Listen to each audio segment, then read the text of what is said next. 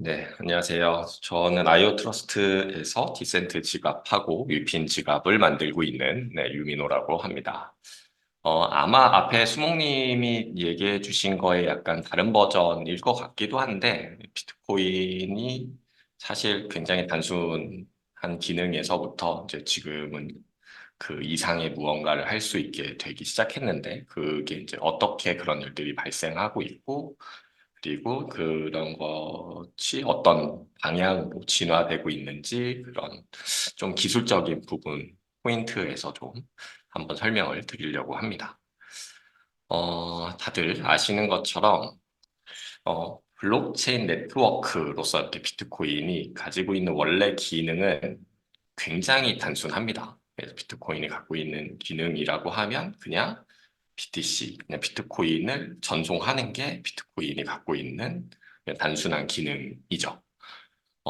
그리고 이게 이 비트코인이 갖고 있는 의미는 이제 중앙에 신뢰 기관이 없더라도 개인 간의 가치를 교환할 수 있는 이제 시스템을 만들어 놓은 이런 중요한 의미가 있긴 하지만 그 이제 기능적인 측면에서 보면 뭐 할 수 있는 건 그냥 비트코인을 누구한테 보내고 다른 사람 비트코인을 내가 받고 뭐 이게 이제 사실 비트코인 이제 블록체인으로서 비트코인이 갖고 있는 기능의 이제 전부였다고 볼 수 있죠. 네, 그런데 이제 템루트 업그레이드가 이제 2021년에 이제 업그레이드가 됐는데 그 업그레이드 이후로 이제 뭔가 달라지기 시작했습니다. 이 템루트 업그레이드가 이제 사실 비트코인 입장에서 보면 굉장히 이제 중요한 업그레이드였는데 이 템루트 업그레이드로 인해서 원래 단순하기만 했던 비트코인의 기능이 이제 더 많은 것을 할 수 있게 된 거죠. 그리고 이제 앞에서 뭐 수목님이 잘 말씀해 주셨지만 이제 오디널스라는 게 이제 출연하면서 비트코인 위에 이제 NFT 뭐 사실 정확하게는 오디널스에서 이제 디지털 아티팩트라고 부르는데 이런 것도 이제 가능해지고 이제 이 템루트 이전에는 사실 이런 것들이 사실 불가능했었고 뭐 NFT를 발행하려면 이제 이더리움 같은 원래 스마트 컨트랙트 기능들이 있는 블록체인에서만 가능했는데 이제 비트코인에서도 이런 것들이 가능해지고 그 오디널스의 이제 인스크립션이라는 기능들을 활용해서 이제 BRC20이라는 이제 뭐 펀지블 토큰 발행들도 이제 가능해졌죠. 이제 그 전까지는 비트코인 블록체인 위에서 어떤 토큰을 발행한다는 건 사실 없었고, 뭐 토큰을 발행한다고 하면 이더리움 위에 뭐 ERC20을 발행한다던가, 뭐 이런 것들만 이제 사실 가능했는데, 비트코인도 이제 이런 것들이 가능해진 거죠. 그리고 이제 이런 것들이 이제 나오게 된 이후로 이제 뭐 템루트를 활용해서 비트코인 기반의 이런 프로토콜들, 뭐 오디널스, 뭐 BRC20을 포함해서 프로토콜들이 점점 더 다양해지고 있는 것 같아요. 그래서 뭐 BRC20을 이제 개선하려는 시도들도 나오고 있고, 아니면 비트코인 기반의 토큰들이 나왔으니까 이 토큰을 활용한 어떤 디파이를 만들어 려고 하거나, 그리고 이제 비트코인의 레이어 2가 이제 사실은 거의 사이드 체인 정도밖에 없었는데, 비트코인 위에 이제 직접 레이어 2를 올리려는 시도들, 뭐 이런 것들이 이제 생겨나고 있습니다. 그래서 이제 프로토콜들이 이렇게 좀 살펴보다 봤더니 막 춘추전국 시대처럼 굉장히 다양한 프로토콜들이 이제 생겨나고 있더라고요. 이제 앞에서 좀 대표적인 것들을 이제 수목님 말씀해 주셨지만, 그래서 오늘은 이제 비트코인 기반의 이제 프로토콜들이 어떻게 진화하고 있는지 그것에 대해서 이제 이야기해 보려고 하고요. 이제 저는 기술적으로 이게 어떤 원리로 동작하는지를 분석하는 걸 좋아해서 약간 그런 측면에서 말씀을 드리게 될 것 같습니다. 그 각각 그 개수들이 좀 많아갖고 하나하나를 좀 깊이 다루기보다는 그냥 이런 흐름들이 있다는 걸 이제 트렌드 정도로 가볍게 훑어보면서 이제 지나가게 될 것 같고요.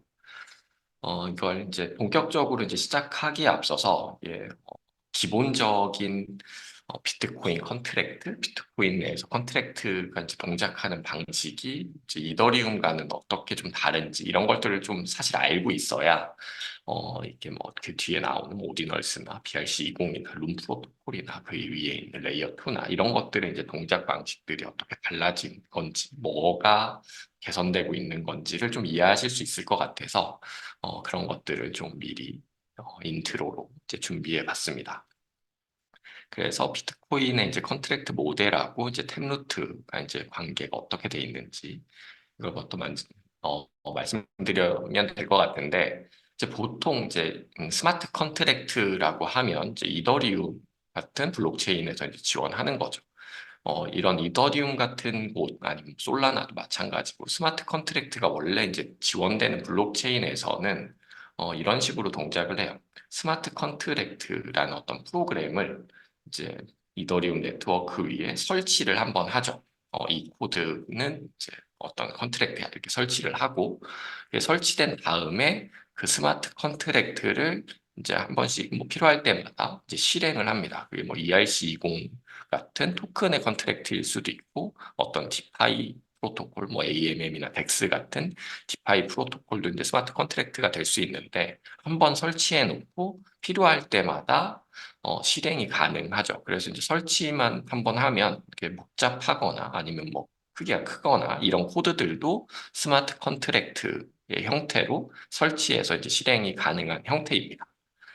그래서 이게 뭐 우리가 뭐 구글 스토어나 애플 스토어 같은 곳에서 앱을 다운로드 받아 설치한 다음에 필요할 때마다 그냥 열어서 그냥 실행시키는 것과 굉장히 비슷하죠. 이게 원래 이제 어떤 프로그램을 설치해서 실행하는 이제 일반적인 모델인데, 근데 비트코인은 기본적으로 이런 스마트 컨트랙트를 설치한다 이런 개념이 아예 없어요.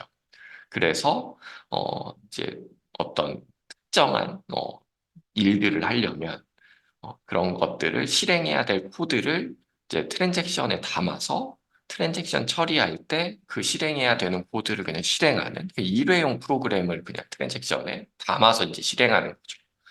그래서 이제 한번 실행할 때마다 일회용 코드를 같이 들고 가면서 이제 실행을 해야 되니까 복잡하거나 코드가 크거나 이러면 실행을 시키거나 이런 것들이 좀 뭐 불가능까지는 아니지만 좀 어려운 측면들이 있습니다. 그게 왜 그러냐면 비트코인의 트랜잭션이라는 게 이제 비트코인의 이제 블록 안에 이제 들어가야 되는데 그 블록이 이제 크기에 이제 사이즈의 크기에 한계가 있잖아요. 그리고 블록 사이즈는 뭐 1메가 뭐 이렇게 딱 정해져 있는데 트랜잭션이 너무 크면 블록에 담을 수가 없겠죠. 그래서 이제 일회용 프로그램이 너무 커질 수 없는 뭐 이런 문제가 일단 내재되어 있습니다. 비트코인이. 그래서 비트코인 기반의 뭔가 디파이나 아니면 어떤 뭔가 비트코인을 다르게 활용하려는 시도가 이루어지기 이제 어려웠던 이유가 이제 이런 내재적인 특성에 기인하고 있었기 때문이죠. 그래서 이런 걸 근데 어느 정도 해결할 수 있게 된 게 이제 세그위치라는 것과 템루트가 이제 이걸 해결할 수 있게 뭔가 만들어주는 단초를 좀 제공해 주게 됩니다. 그래서 비트코인의 트랜잭션은 이제 인풋이라는 애랑 아웃풋이라는 애로 이제 구성되어 있어요. 뭔가 인풋으로 넣어서 아웃풋으로 빼는 이제 구조인데, 요 그림은 비트코인 백서에 나와 있는 그림인데, 요 두 번째 나와 있는 이제 그 트랜잭션이 그 오너 1이라는 사람이 갖고 있는 비트코인을 오너 2에게 전송하겠다라는 이제 트랜잭션이에요.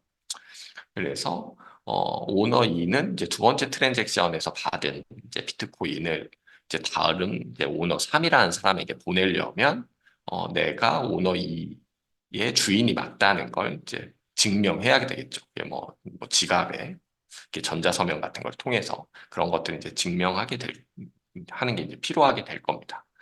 그래서 이제 내가 누구한테 보낼 것이냐, 받는 사람 쪽에 관련된 정보들을 이제 아웃풋이라고 그러고 이제 받아야 되니까.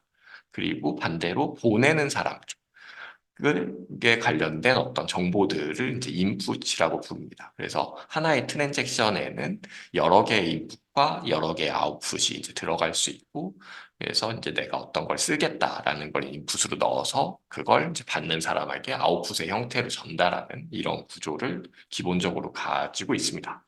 그리고 이제 비트코인 관련해서 이제 공부를 해보신 분들이나 여기 계신 분들은 대부분 아실 텐데 이제 UTXO라는 얘기가 되게 많이 나오는데, 이제 저런 아웃풋 중에서 내가 아직 안 쓴 아웃풋들이 있을 거잖아요. 받은 아웃풋들 중에서 그걸 이제 UTXO라고 이제 부르고요. UTXO는 unspent TX 아웃풋이라서 이제 아직 그 스펜트를 하지 않은 이제 아웃풋이다 뭐 이런 뜻입니다. 그래서 비트코인과 같은 구조를 가진 어떤 블록체인을 이제 UTXO 모델을 가진다 뭐 이렇게 부르기도 하죠. 그래서 이제 아웃풋은 이제 보통 뭐 어떤 주소가 들어가요. 이제 뭐 무슨 주소랑 뭐 비트코인의 개수 뭐 이런 것들이 이제 들어가서 이제 주소는 사실 이제 단순한데 인풋은 저 아웃풋을 쓸 수 있다는 걸 이제 증명해야 되기 때문에 뭐 전자서명이 들어가기도 하고 전자서명이 아닌 어떤 프로그램이 들어가 있기도 합니다. 그래서 인풋은 되게 좀 복잡하게 생겼고 아웃풋은 상대적으로 좀 단순하게 생겼습니다. 이렇다는 걸 일단 알고 계시면 좋을 것 같고요. 그러면 인풋이 좀 복잡하니까 크기가 당연히 좀 더 클 거 아니에요. 그래서 세그위치라는 건 저 인풋을 블록 안에 그냥 다 넣지 말고 별도의 공간으로 분리하자는 게 이제 세그위치 이제 갖고 있는 어떤 특징입니다. 세그윗 업데이트에서 이제 하고자 하는 게. 그래서 원래 이제 세그윗 업데이트를 하기 전에는 그냥 1메가바이트의 블록 안에다가 그 인풋에 이제 전자 서명하고 그냥 나머지 정보들이 이제 다 같이 들어가 있었는데 이제 세그윗 업데이트를 하면서 블록 하나를 더 아니, 블록 공간 하나를 더 만들어서 원래 이제 1메가바이트의 이제 비트코인 블록에는 인풋 스크립트를 뺀 나머지 정보들만 넣고 인풋 스크립트와 관련되어 있는 어떤 내가 보내기 위한 증명을 하는 어떤 정보들은 별도의 이제 3메가바이트의 공간에다가 이제 별도로 저장하는 모델을 이제 만들어 놓게 된 거죠. 그래서 보통은 어떤 그 프로그램 인풋에 담아서 좀 많이 넣게 되는데 저 인풋에 이제 넣을 수 있는 데이터 크기가 이제 3메가가 더 생겼으니까 인풋이 좀 더 복잡해질 수 있게 이제 가능성을 이제 첫 번째로 열게 됐습니다. 세그윗을 통해서. 근데 여전히 뭐 3메가라고 그래도 인풋 스크립트를 담을 수 있는 공간의 제약이 존재하죠. 뭐 3메가라는 게 엄청 큰 건 아니란 말이에요. 뭐 예를 들면 우리가 어 그 뭐 앱스토어에서 앱을 하나 다운로드 받으면 뭐 기본적으로 조만한 애들도 이제 몇십 메가 정도는 하기 때문에 그래서 공간의 제약이 문제가 이제 풀린 건 아니다. 그래서 이제 그것 이제 좀 풀겠다고 나온 게 이제 템루트라고 보시면 될 것 같습니다. 이제 템루트의 원리를 이제 깊이 안 보고 간단하게만 이제 말씀드리면 어떤 인풋으로 넣으려고 하는 코드가 있어요. 그 코드가 이제 굉장히 큰 코드를 내가 넣고 싶다. 그러면 그 코드를 통째로 그냥 트랜잭션 안에 담는 게 아니고 그 코드를 이제 쪼갭니다. 어떤 이런 조건일 때 실행하는 코드가 있고 뭐 며칠이 지나면 실행되는 코드가 있고 이제 조건별로 실행되는 코드들이 이제 나눠질 테니까 그걸 여러 조각으로 이제 나눠 놓은 다음에 그 조각들의 중에서 이제 실제로 실행해야 되는 코드만 이제 블록에 넣는 거죠. 그래서 이게 뭐 무슨 기술적으로 이제 머클트리라고 부르는데 그런 이제 코드를 이제 트리의 형태로 쪼개놓은 다음에 그 중에 나는 이걸 실행해야 되는 애만 이만큼 잘라서 그 코드만 실제로 블록에 넣는 거죠. 그러면 전체 프로그램 이 크기가 커지더라도 실제 이제 실행되는 건 일부만 실행되기 때문에 이제 전체 프로그램의 크기를 어 이제 큰 프로그램들도 뭔가 복잡한 것들도 이제 실행하는 것들이 이제 가능해졌다는 게 이제 템루트 업그레이드가 가진 어떤 의미라고 볼 수 있습니다. 그래서 이런 것들이 이제 생기면서 템루트하고 세그윗이 생기면서 어떤 뭐 NFT를 이제 만드는 코드를 이제 심어 놓거나 아니면 펀지블 토큰 같은 걸 발행하는 코드를 심어 놓거나 이런 이제 큰 코드들을 이제 실행시키는 것이 이제 가능해졌다고 보면 될 것 같습니다. 그래서 이런 특징을 이제 이용해서 이제 만들어진 이제 프로토콜들 중에 하나가 이제 오디널스이고 그리고 뭐 이제 오디널스를 좀 더 활용한 게 이제 BRC 이런 것들이 이제 탄생하게 된 거죠. 그래서 오디널스 인스크립션 뭐 그리고 BRC 요건 약간 다른 측면에서 이미 앞에서 수목님이 이제 말씀해 주셨지만 요건 이제 어떤 원리인지 이제 설명을 해드리면 이제 오디널스의 이제 기본 아이디어라는 건 제 앞에서 설명드린 것처럼 이제 비트코인 하나엔 뭐 사토시 1억 개로 이제 나눠져 있다고 이제 나눠져 있는데 각 사토시에 이제 일련 번호를 부여한 다음에 그 사토시에 어떤 이미지가 됐던 텍스트 됐던 그런 것들을 새겨 넣을 수 있도록 하자는 게 이제 오디널스 프로토콜이 가진 이제 기본 아이디어입니다. 그래서 이제 새겨 넣을 수 있는 것들은 뭐 이미지, 텍스트 이런 것들 이제 넣을 수 있게 되고, 그래서 이제 그러면 사토시의 일련본을 어떻게 붙일 것인지, 그리고 요 어떤 그 새겨 넣는 데이터는 어떤 사토시에 들어간다고 이제 할 것인지 뭐 이런 규칙들이 이제 정해져 있는 거죠. 그리고 이런 사토시의 데이터를 새겨 넣는 작업을 이제 인스크립션이라고 이제 불러요. 그래서 이건 그냥 만들어진 용어 같은데 인풋 스크립트에 넣는다고 해서 인스크립션인 것 같은 느낌이 좀 듭니다. 네. 그래서 얘는 인풋에 뭔가 들어가는 모델인데, 그리고 BRC20 같은 경우도 이제 오디널스 프로토콜을 그냥 활용하는 겁니다. 이게 별도로 뭔가를 만든 건 아니고. 그래서 우리 오디널스 프로토콜이 어떤 사토시에 이제 이미지나 텍스트를 이제 새겨 넣을 수 있는 어떤 규격을 이제 제공했으니까 거기다 이제 어떤 텍스트 이제 새겨 넣는 텍스트의 규약을 만들어 놓고 이제 토큰 발행을 하거나 토큰을 전송하려면 이런 종류의 텍스트를 새겨 넣자라는 이제 인스크립션 규칙을 정의한 게 이제 BRC20이라고 보시면 될 것 같습니다. 그리고 오디널스랑 이제 BRC20의 이제 프로토콜에 대한 자세한 설명들이 있는데, 이건 이미 제가, 불파스 12기네요. 작년 여름쯤이었던 것 같은데, 이때 오디널스와 BRC20의 동작 원리를 깊이 파헤치는 네, 컨텐츠를 만들어 두었으니까, 불파스 유튜브에 오셔서 검색해서 궁금하신 분들은 한번 찾아보시면 될 것 같고요. 여기서 이제 인스크립션에 이제 오늘은 뭐 그 오디널스나 BRC20 얘기를 하려는 건 아니니까 인스크립션이 가지고 있는 이제 두 가지 특징만 이제 딱 기억해 두시면 될 것 같아요. 첫 번째는 어떤 데이터를 새기는 데이터가 인풋 안에 들어가 있다는 점이에요. 그래서 이제 그림을 보면 아시겠지만 요 1번 1이라고 적혀 있는 사토시에 헬로 월드라고 이제 적고 싶은데 그 헬로 월드라는 실제 데이터는 이 트랜잭션을 인풋에 적어 놓는 거죠. 뭔가 약간 좀 떨어져 있죠. 아웃풋에 들어가 있는 1번 사토시에 넣고 싶은데 데이터를 사실 그 데이터는 인풋 스크립트에 넣는 이런 특징이 있다는 거가 있는데, 근데 비트코인이 사실 앞에서 말씀드린 것처럼 이제 UTXO를 중심으로 이제 잔액이 관리돼서 UTXO들을 막 관리한단 말이에요. 그래서 인풋에 데이터가 들어가 있는 이런 인스크립션 방식이 조금 이제 처리하려면 좀 복잡해집니다. 다 UTXO만 관리하고 있던 모든 인프라스트럭처, 지갑을 포함해서 그런 인프라스트럭처가 UTXO를 중심으로 관리하고 있는데, 그 인풋이 어떻게 되어 있는지, 인풋 안에 들어가 있는 데이터가 뭔지를 계속 같이 이제 관리를 해야 되는 거죠. 그것 때문에 이제 좀 복잡해지죠. 그리고 실제로 어떤 인스크립션을 한번 하려면 트랜잭션은 두 번 필요하게 된다는 점. 이게 이제 좀 중요한 특징 중에 하나입니다. 그래서 인스크립션을 하는 게 이제 뭐 커밋 앤 리빌이라는 이제 방식을 이제 이용하는데 첫 번째 트랜잭션을 날릴 때 어떤 템루트 스크립트의 주소로 트랜잭션을 한번 날려요. 이걸 약간 준비를 하는 거죠. 그런 다음에 실제로 이제 두 번째 트랜잭션을 날릴 때, 그 이제 템루트 주소에서부터 이렇게 나온 이제 인풋을 가지고 이제 실제 데이터를 새겨 넣는 과정을 이제 거치게 됩니다. 그래서 한 번 내가 어떤 데이터를 쓰겠다, 어떤 특정한 사토시에 그러면 트랜잭션이 두 번 일어나야 되는 거죠.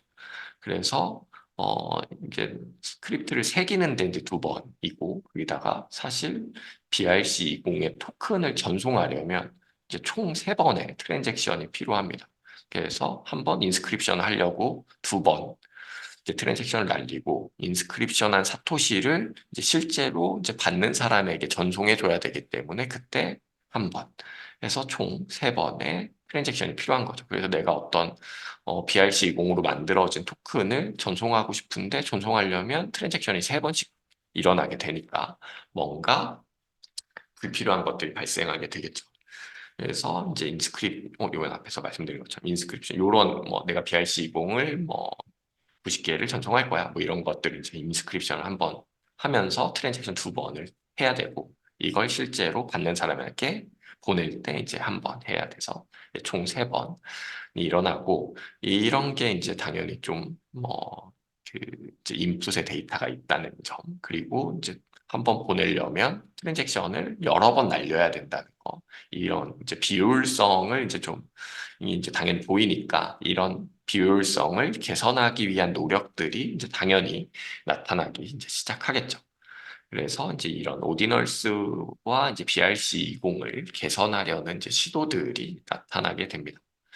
그래서 가장 대표적인 건 이제 앞에서도 그게 설명해 주신 이제 룸 프로토콜이에요. 이제 룸 프로토콜은 BRC20을 개선하기 위한 이제 가장 대표적인 프로토콜이라고 볼 수 있습니다. 그래서 얘는 펀지블 토큰을 이제 뭐 발행하거나 전송하기 위한 프로토콜 규약이라고 볼 수 있습니다.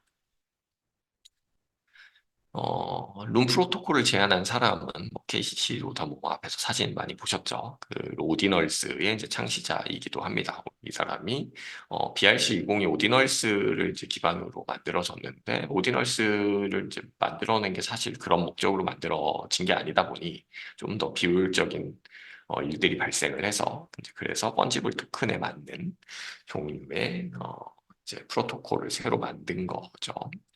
그래서 이제 BRC20과 이제 이게 룸 프로토콜을 이제 깊이 좀 파고들면 너무 오래 걸릴 것 같아서 이제 약간 기술적인 특징으로 보면 가장 큰 특징은 이제 BRC20 아니면 뭐 아까 그 BRC20 오디널스 프로토콜을 기반으로 하니까 오디널스나 BRC20의 는 데이터를 인풋에 넣는단 말이에요. 그래서 사실 모든 뭐 지갑이나 비트코인 인프라스트럭처는 아웃풋을 기준으로 뭔가 처리를 많이 하는데 인풋에 있는 데이터까지 뭔가 핸들링해야 되는 좀 복잡한 것들이 좀 생기는데 그걸 인풋에 데이터를 넣지 않고 그냥 아웃풋에 데이터를 적어 넣겠다라는 게 이제 가장 큰 특징입니다. 이걸 가지고 좀 더 비효율적인 것들을 좀 개선하게 되는 이런 것들이 돼요.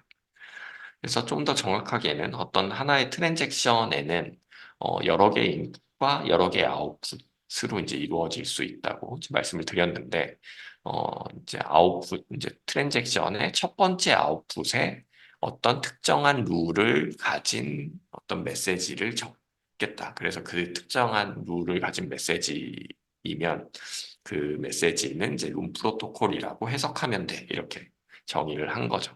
그래서 뭐 이게 정확하게 보면 이제 OP 리턴이라는 건 어떤 스크립트 프로그램의 이제 끝이라는 뜻이에요. 그 끝 뒤에다가 이제 더미 메시지를 읽는 거죠. 그러면 더미 메시지이기 때문에 실제로 비트코인의 코어가 그 프로그램을 해석할 일은 사실 잘 없고 이제 밖에 있는 어떤 프로그램들이 이제 대신 해석할 수 있는 이런 방식이라고 봅니다. 그래서 첫 번째 아웃풋에다가 내가 뭐 10개의 룬 토큰을 앨리스한테 보낼 거고 나머지는 내가 갖겠어. 뭐 이런 느낌의 데이터를 적어 놓는 거죠. 그러면 데이터는 저기다 적어 놓고 나면 저 데이터를 보고 나서 아 얘는 첫 번째 아웃풋에 있는 건 이제 앨리스라는 애한테 가는 거고 그게 이제 10룬을 이제 보내는 거고 두 번째는 이제 다시 내 주소로 오는 건데 그게 90룬의 이제 다시 받는구나. 뭐 이렇게 그냥 그 위에 있는 데이터를 보고 해석하게 되는 이런 방식으로 동작을 합니다. 그래서 얘는 아웃풋 안에 그리고 UTXO에 그냥 적혀 있는 모델이어서 기본적인 이제 비트코인의 모델인 이제 UTX 모델에 호환이 그냥 잘 되는 구조를 가지고 있습니다. 그 UTXO 모델이 호환이 더 잘 되는 구조를 갖고 있다는 건 그냥 좀 더 프로그램이 복잡하지 않다는 의미 외에도 이제 라이트닝 네트워크가 되었던 어떤 레이어 2를 만들 때 호환성을 좀 확보하기가 좋다. 이런 것들이 이제 더 이제 중요한 특징이 되는 것 같아요. 그래서 뭐 예를 들면 BRC20 같은 것들을 라이트닝 네트워크 위에 올려보려고 그러면 이게 그림이 딱 안 그려지고 호환성이 이제 그 확보가 안 되어 있기 때문에 그런 이제 상태인데 이제 그룸 프로토콜 같은 경우는 UTX 모델이 이제 호환이 되는 모델이라서 라이트닝 네트워크에 그냥 바로 올리더라도 라이트닝 네트워크 위에서도 룸 프로토콜 기반의 토큰들을 주고받는 것들이 그냥 자연스럽게 가능해지는 이런 모델이라고 볼 수 있을 것 같습니다. 그리고 이제 론 기반 토큰에는 고유 아이디가 존재하는 이제 구조를 가지고 있는데 BRC20은 사실 고유 아이디라는 게 없고 그냥 티커, 뭐 무슨 OD다 그럼 ORDI 뭐 이런 티커를 가지고 이제 어, 그 토큰들을 구별하게 되는데 그러면 사실 만들 수 있는 토큰의 개수도 사실 굉장히 한정적이 되고 이제 티커는 사실 유니크한 값을 쓰기에 굉장히 부족하죠.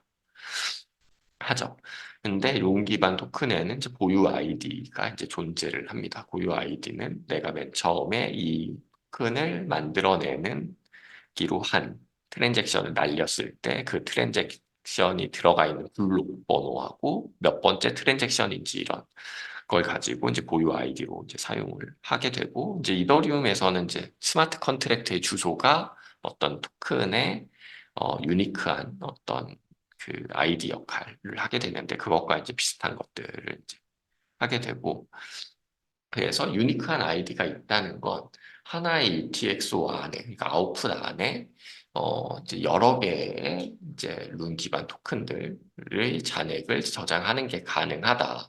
그래서 UTXO가 이제 파편화되는 걸 방지한다. 이런 특징이 있어요. 이게 무슨 뜻이냐면 이제 BRC20 같은 경우는 하나의 이제 사토시에 하나의 BRC20 스크립트만 들어갈 수 있어서 내가 만약에 한 번에 세 종류의 BRC20 토큰을 이제 뭐 전송해야겠다. 그러면 그 UTXO들이 이제 되게 뭐 세 개, 네 개, 뭐 이렇게 다 각각의 토큰들마다 이제 나눠져야 되거든요. 그러면 이제 쓸데없이 이제 파편화가 되는 거죠. UTXO드가 작은 단위로 이제 그런 이제 그 이제 비효율성들이 존재했는데 이제 룸 프로토콜 같은 경우는 이제 그런 것도 이제 해결을 한 방식이라고 보시면 될 것 같습니다.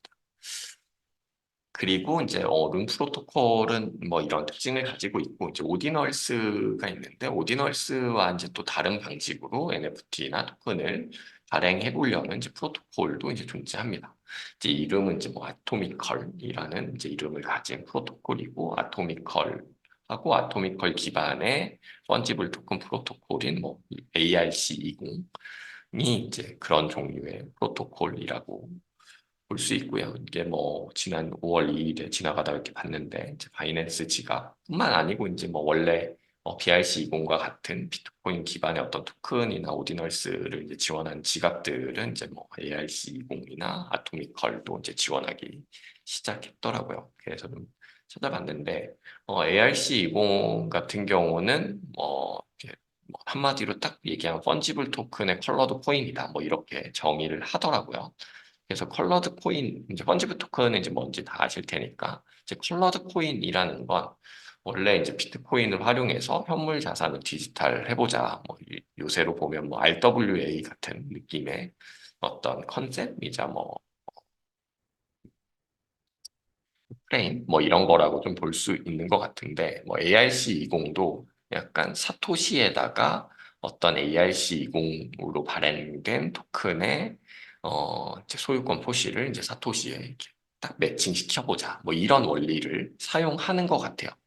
그래서 뭐 기술적으로 보면 BRC20은 아까 뭐 이제 전송할 때 뭐 세 번의 트랜잭션이 필요한데 ARC20은 뭐 한 번의 트랜잭션만 있으면 돼. 뭐 이런 것들이 이제 기술적 특징이라고 하는데 원리를 좀 자세히 보고 싶었었는데 이 아토미컬의 공식 사이트를 들어가 봤더니 사이트가 열리지 않아서 네.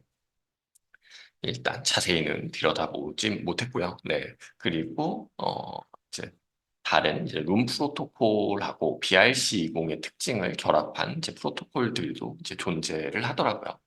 그래서 이름은 이제 파이프 프로토콜입니다. 파이프 프로토콜은 이제 룸 프로토콜이 갖고 있는 특성하고 BRC20이 갖고 있는 특성을 이제 결합해 보겠다. 뭐 이런 특징을 가진 이제 프로토콜이라고 해요. 그래서 이제 기본적으로 아웃풋의 토큰 데이터를 적자는 건 이제 룸 프로토콜과 좀 비슷하죠.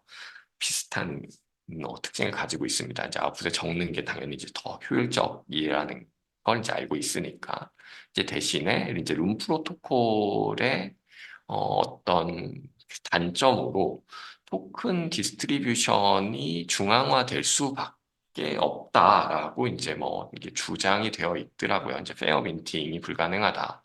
그래서 중앙에서 무조건 이제 뭐 민팅을 해서 이제 뿌리는 것만 가능하다. 이게 무슨 뜻이냐면 사실 이제 뭐 이더리움이라고 보면 이더리움이나 뭐 비트코인도 마찬가지고 얘가 민팅하는 걸 중앙에서 누군가 다 민팅한 다음에 그걸 이렇게 나눠주는 이런 형태가 아니잖아요.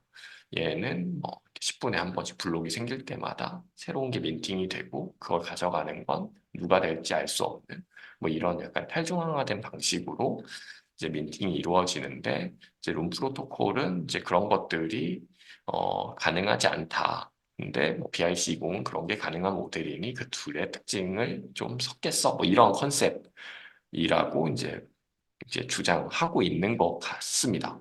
근데 제가 이제 룸 프로토콜은 왜 그게 안 되지 하면서 이게 좀 봤는데 이게 아마 업데이트가 돼서 그런 건지 잘 모르겠어요. 그래서 룸 프로토콜이 이제 기본은 원래 이제 어떤 토큰을 만들겠다고 선언을 하고 그 토큰을 이제 민팅한 다음에 이제 주고받는 이런 이제 기본적인 모델을 갖고 있는데 민팅을 하는 어떤 조건을 이제 텀이라는 형식으로 어, 이제 세팅을 해놓을 수가 있어요. 그래서 내가 그 조건에 맞으면 꼭 이걸 만들겠다고 한 사람이 아니더라도 누구든지 그 토큰을 민팅을 해서 이제 이제 가져갈 수 있는 이런 형태가 이제 사실 이미 들어가 있기 때문에 이게 파이프 프로토콜이 원래 해결하고자 하는 목표가 이미 룸 프로토콜에서 해결된 것이 아닌가 이런 생각이 들기는 좀 했습니다. 그래서 좀 더 깊이 파보진 않고 그래서 여러 가지 뭐 사실 이거 말고도 더 많이 있었던 것 같아요. 뭐 SRC20도 있고 뭐 더 다양한 이 토큰을 발행하는 이제 프로토콜들이 좀 더 이제 있었던 것 같은데 현재까지 이제 상황으로 보면 비트코인 기반의 뭐 NFT나 토큰 프로토콜은 오디널스 그리고 이제 뭐 BIC0은 뭐 지금은 이제 다 룸 프로토콜로 좀 더 넘어가기 시작하는 것 같고 오디널스하고 룸 프로토콜이 이제 주도하고 있는 것 같은 느낌이 듭니다. 그래서 이더리움에서도 뭐 이렇게 예전에 ERC20이 나오기 전에는 굉장히 다양한 형태의 토큰 규격들이 있었는데 ERC20으로 이제 하나로 합쳐지는 것처럼 이제 비트코인 쪽에서도 아마 룸 프로토콜 같은 것으로 이제 좀 통일이 되지 않을까 뭐 이런 생각이 좀 들기도 합니다.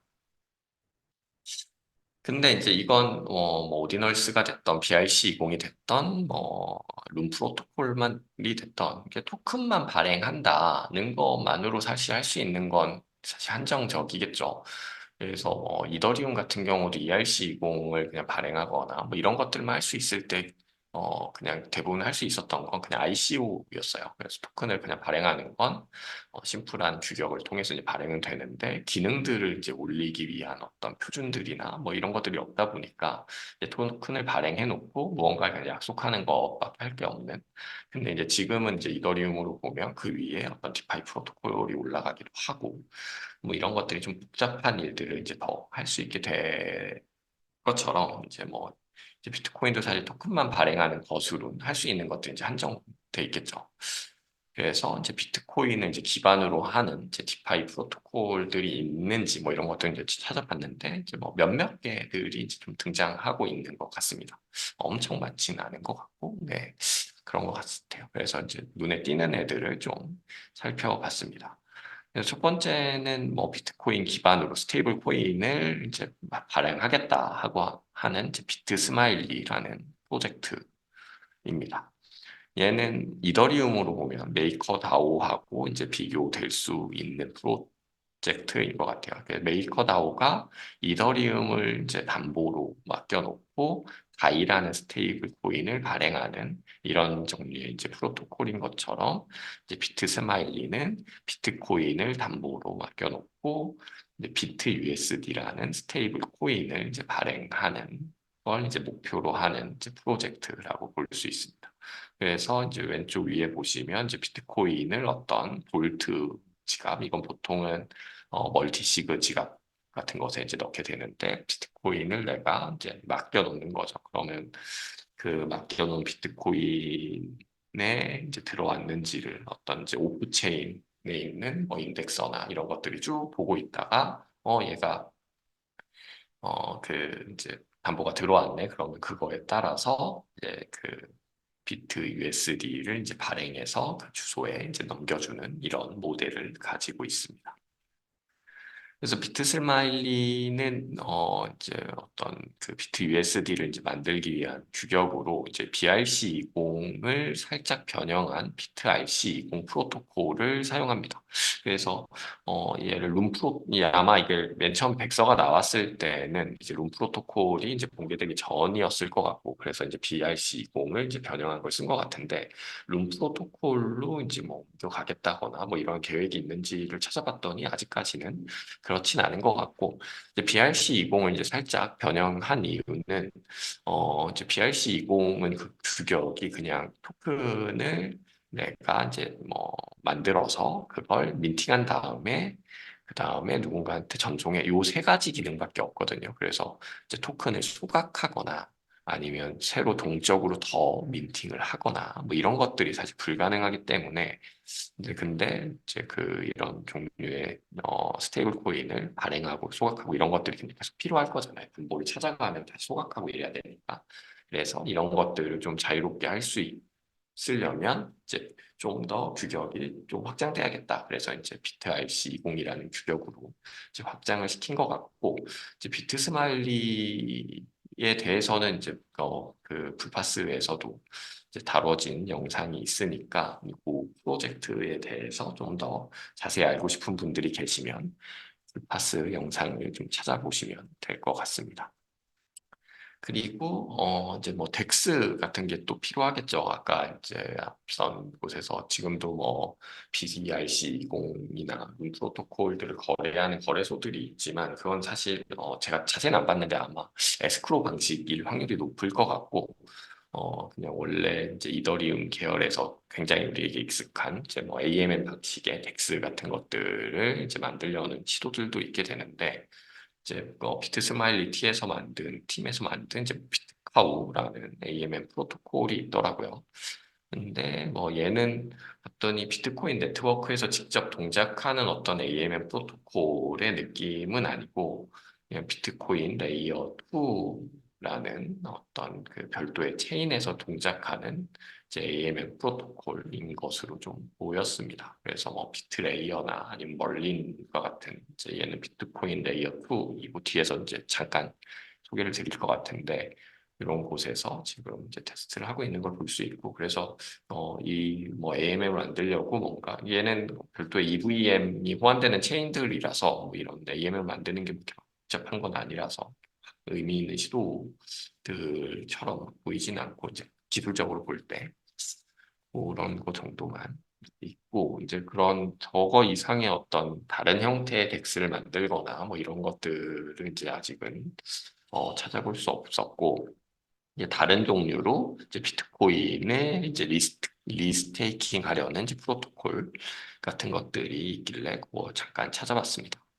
그래서 바운스 비트라는 애가 있는데 그 자체 메인넷을 가지고 있고 바운스 비트는 그리고 이제 그 자체 메인넷은 이제 POS 합의 알고리즘을 가지고 있는데 그 POS 합의 알고리즘의 이제 자체 메인넷에 이제 바운스 비트의 이제 BB 토큰 말고도 비트코인을 스테이킹 할 수 있다. 뭐 이런 게 이제 특징으로 이제 적어 놓았더라고요.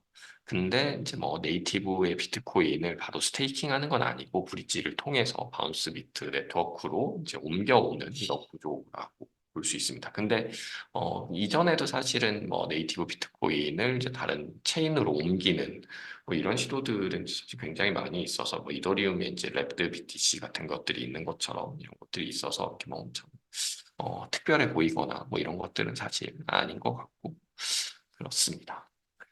그리고 뭐 그래서 약간 디파이 프로토콜과 관련해서 이렇게 뭔가 의미 있는 시도들은 굉장히 아직 소수에 좀 불과한 느낌이 좀 있었고요. 좀 많은 시도들이 이루어지고 있는 것들은 이제 비트코인 기반의 이제 레이어 2 체인을 만드는 시도들이 좀 많이 보이더라고요. 그래서 그거 한번 쭉 훑어보려고 합니다. 그래서 뭐 일단 대표적으로는 뭐 라이트닝 네트워크가 이제 비트코인의 대표적인 레이어 2 이고 그리고 뭐 스택스하고 이제 RxK, 루트스탁 같은 이제 사이드 체인들이 있는데 이건 이미 사실 나온 지도 오래된 프로토콜이나 뭐 이렇게 네트워크들이고 불파스에서도 이제 다룬 적들이 많이 있기 때문에 그래서 이제 자세한 설명은 이런 것들은 좀 넘어가고요. 그냥 어떤 이제 이런 것들 이외에 이제 어떤 레이어드 프로젝트들이 있는지만 좀 살펴본 후에 마무리하도록 하겠습니다.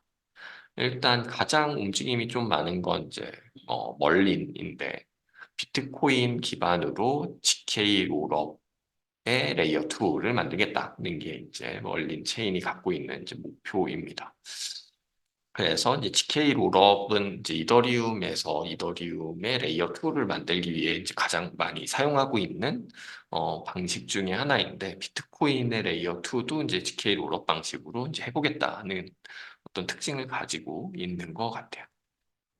그리고 비스퀘어라는 네트워크도 있는데 얘도 이제 비슷하게 비트코인 기반의 이제 GK 롤업 을 만들겠다.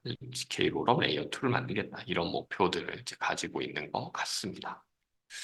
그리고 이제 약간 다른 방식의 이제 접근법은 이제 비트 VM이라는 거 하고 이제 GK 롤업을 이제 결합한 이제 사토시 VM 있어요. 얘도 이제 GK 롤업 기반의 레이어 2인데 어떤 그 이제 그 레이어 2를 만든 이제 롤업의 데이터들을 이제 검증하는 방식을 이제 비트 VM을 쓰겠다. 뭐 이런 이제 컨셉이라고 보시면 될 것 같습니다. 사실 이제 비트 VM이 사실 되게 복잡한 기술인데 이제 비트코인에서 어떤 코드들을 이제 수행할 수 있는데 그 코드를 이제 비트코인에서 이제 스크립트라고 부르게 되고 근데 그 비트코인 스크립트가 기본적으로 뭐 튜링 불완전한 특징을 가지고 있어요. 튜링 불완전하다는 건 뭐 내가 이제 그 어떤 반복적인 행위를 하거나 그래서 내가 잔액이 0이 될 때까지 잔액을 일씩 떨어뜨리면서 무슨 일을 해. 뭐 이런 종류의 그 반복행위 뭐 이런 것들이 이제 좀 불가능한 그래도 이제 할 수 있는 프로그래밍 할 수 있는 기능들이 좀 한정적인 이런 특징을 가지고 있는데 그 비트코인 스크립트를 좀 튜링 완전하게 만들 수 있다고 이제 하는 어떤 프로토콜에 좀 가깝습니다. 그래서 그런 이제 프로토콜이 이제 비트 VM인데 비트 VM 자체가 굉장히 복잡해서 얘가 굉장히 로우한 레벨의 이렇게 서킷 단위로 코드를 나눠가지고 그걸 이렇게 하나씩 수행하는 거 검증해 나가는 절차들을 가지고 있는데 그걸 복잡해서 여기서 이제 설명을 따로 안 드리고 얘도 이제 불파스에 이미 컨텐츠가 잘 나와 있기 때문에 궁금하신 분들은 한번 살펴보시면 될 것 같습니다. 그리고 이제 BOB 빌드 온 비트코인이라는 이제 체인도 있는데 얘는 비트코인과 이더리움의 하이브리드 레이어 2의 느낌이에요. 비트코인 위에도 올라가 있고 이제 이더리움 위에도 올라가 있는 이런 종류의 느낌인데 느낌으로 보면 처음에는 이더리움과 비트코인, 이더리움에 좀 더 많이 의존하는 레이어 2였다가 로드맵이 점점 흘러갈수록 이제 비트코인 쪽으로 그 중심을 좀 옮기겠다. 뭐 이런 컨셉을 가지고 있습니다. 그래서 얘도 어떤 롤업 기반의 레이어 2라고 볼 수 있을 것 같습니다. 그래서 얘도 이제 비트 VM을 활용하는데 비트 VM을 활용해서 이제 옵티미스틱 롤업을 거쳐서 이렇게 그리고 이제 GK 롤업으로 이제 비트코인 기반으로 이제 완전히 옮기는 걸 이제 목표로 하고 있고 아직은 지금 이제 굉장히 초기 단계라고 볼 수 있습니다.